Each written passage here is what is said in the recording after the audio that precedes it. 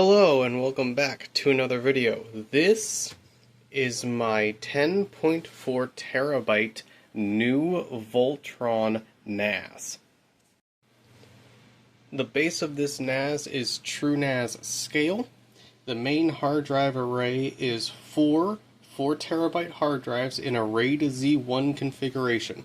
So I can lose one of these hard drives and still have all of my data. Usable storage capacity on this array here is about 10.4 terabytes. And this is the main drive array that I use for my general storage, be it for YouTube, personal pictures and videos, EX or installers, ISOs, anything that just sits in general storage sits on these hard drives. These 3 drives here, these are three 3 terabyte hard drives, and these were actually from my original NAS. The original NAS, Vaulton, was made very cheaply and too cheaply with very little redundancy.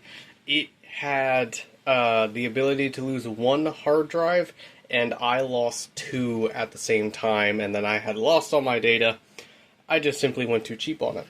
So, the reason these 3 drives are here, these 3 terabytes, also in a RAID Z1, so about 5.5 terabytes of usable storage.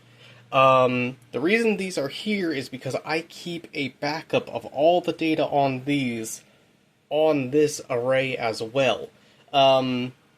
I'm only using about 2.5 terabytes of data right now on these, so holding a backup on this array here is not a problem, for the moment anyway. It will have to be fixed later, but for the moment, it's alright. I already had these, we're rocking with this. So, this is the main storage pool. This pool holds a backup of the storage that is on this pool. This pool is connected to the motherboard there, and it is only SATA 2 on those onboard ports, but, for it just being backup storage, it only writing to it like about once a week, it's perfectly fine and speedy enough. Let's not forget that we're still kind of working with the speed of 2 of these hard drives. These 4 here are connected to this first SATA controller here. This is a PCIe 4X SATA controller. We have the 4X so that we can get the speed of the 6 SATA 3 ports on there. And 4 of them are connected to these hard drives. One of them is connected to an SSD, which is a cache for this array. The SSD cache for this array is that NVMe drive in there. So the main hard drive array has a 256 gigabyte NVMe SSD cache, and this array here, the backup array, has a 120 gigabyte SATA SSD cache. We also have a 2.5 gigabit network card there, which will later on get swapped out for a 10 gigabit SFP Plus card. That way I can run 10 gigabit between the NAS here and the main computer across the room.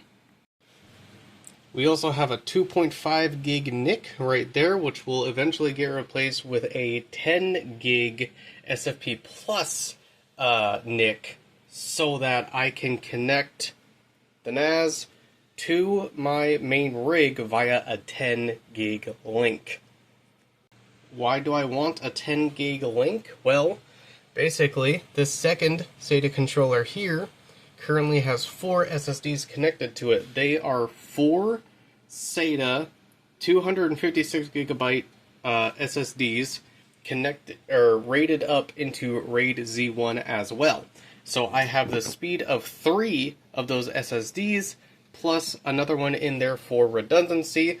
So if for some reason one of the SSDs fails, I still have all that data, and I can swap out the SSD and it can rebuild the array. That is the editing drive. The editing drive is in there so that I have some crazy fast storage to edit off of directly so that I don't have to keep any files on my main rig, and everything can stay redundant and reliable. We also have this Quadro in here. At some point I'm probably going to swap it out for a graphics card that is fanless and just completely passive cooling, because the fan on this guy is beginning to go out. But basically, I had this little tiny PCIe 2.0 1X slot that I had zero plans on using, and because it's a Xeon processor, I needed graphics output in some way if I wanted to be able to control the machine from outside of the network. So I went ahead and got a 1X riser cable with a notched out PCIe 1X socket on there. This case just so happened to have sideways mounting for a graphics card, so this just kind of worked out perfect. Now I'm using a 1X connection. I'm not hogging up all the other PCIe lanes that I'm currently using for storage stuff.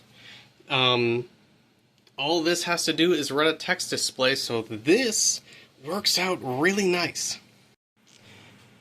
And in order to put together a somewhat proper 1, 2, 3 storage backup, I'm going to throw together another TrueNAS server that will be turned on and connected in a different room with a backup of the data on the main hard drive array on it. That way, if for some reason this machine fails, there's a copy of it on a completely separate machine.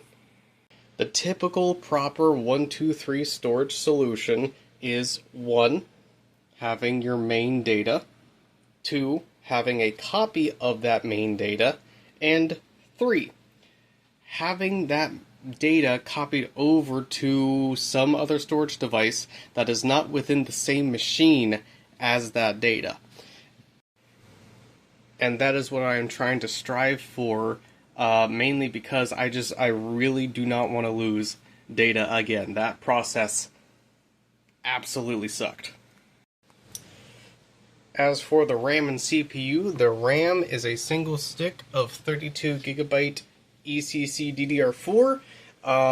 RAM prices are crazy at the moment. I want to throw another stick of RAM into this system, but it's quite expensive at the moment, so we'll get to around to that at some point. The original CPU I was going to throw in here was an 8-core, 16-thread CPU. The issue was, for some reason, that one did not want to post on this motherboard, even though it should have been completely supported. The only other option I had was an 18-core, 36-thread CPU that I was testing in a different system. Didn't work out in that system, so I had it on hand, and so I chucked it in there, it booted up, and it worked just fine. And I don't really see a need to replace it. It does the job, and honestly, if I'm running a 10 gig link at some point, and I do end up saturating the entire link somehow, I might need that CPU power. So, that and these 18-core, 36-thread LGA 2011 V3 Xeons are shockingly cheap. So I do not mind that there's an 18-core in that system. So, that being said, let's quickly pop on over to TrueNAS, and I will show you what it looks like in the system. Here we have our list of drives. This one here, this 64GB SSD, is the boot pool. Here we have 2 of those 3TB hard drives on clipboard. That is the backup array. Here we have this 240 SSD cache, and these 4TB drives on new Vaultron. Going down, we have these 2 SSDs on Edinator, which is that editing drive. There's the other 4TB for new Vaultron. Here's the other 3TB for clipboard. Here is that 120GB SSD cache for clipboard, and then these are the other 2 drives for Edinator. And here is what the drives look like in Windows. We have the 10.4 terabyte new Vaulton slow NAS. This is a external hard drive connected to the router, just so that for some reason, if my NAS goes down, I can still transfer files. We have clipboard here, that's the backup drive, and then we have Edinator there, that is the editing drive. And then this is what they look like in true NAS scale. I am only showing portions of the screen, just for information privacy sake. But we can see here, I do have the time and date wrong on the NAS. I will get around to fixing that eventually. But we can see there that those are the pools. And so yeah, that's going to be it for this one, guys. Hope you guys enjoyed this video. We are, I think, slightly past halfway through the 25 days of Vidmas.